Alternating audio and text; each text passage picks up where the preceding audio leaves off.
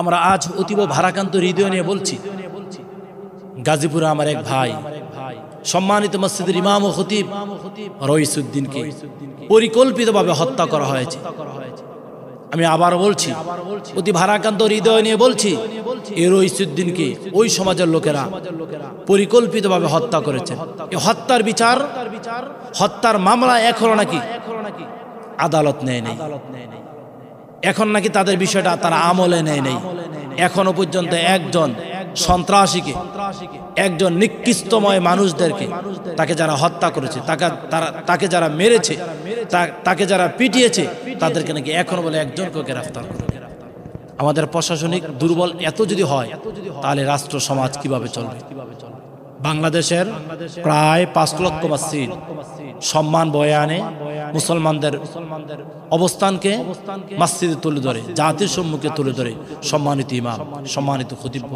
আর সেই ইমাম ও খতিবদের উপরে নির্যাতন হবে, নিপীড়ন হবে, সেটা মানবিক দিক বিবেচনা করলে সেটা মানা যায় না, কখনো মানা যায় না, কখনো মানা যায়। কিন্তু আজকে রইসউদ্দিনের ব্যাপারে কারো কোনো শক্ত ভূমিকা নেই, রাষ্ট্রের শক্ত কোনো ভূমিকা নেই, প্রশাসনের কোনো শক্ত ভূমিকা নেই। আমরা রইসউদ্দিনের পক্ষে স্লোগান দিয়েই যাব, দিয়েই যাব, দিয়েই যাব, যতক্ষণ না পর্যন্ত তার বিচার সঠিক না হয়।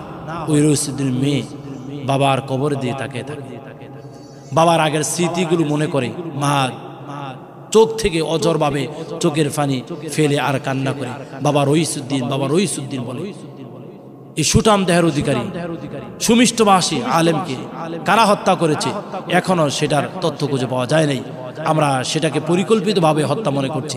সেটা সঠিক বিচার করতেই হবে, প্রশাসনকে সেটা দায় নিতেই হবে। শুধু তাই না, আমরা দেখেছি একজন পুলিশ রইসউদ্দিন পানি খেতে চেয়েছিল, পানি তার মুখের সামনে নিয়েছে, তারপরও তাকে তারা পানি দেয় নাই। কত জঘন্য, কত নিকৃষ্ট, কত নিচুমানের মানুষ, কত পাশবিক মানুষ। মানবতার কতটুকু অবস্থান দূরে গেলে এরকম কাজ করতে পারে। আল্লাহ তাআলা ওই সমস্ত পুলিশদেরকে, ওই সমস্ত নিকৃষ্টময় মানুষ থেকে আল্লাহ তাআলা আমাকে সহ আপনাদের সবাইকে হেফাজত করুক। আল্লাহুম্মা আমিন।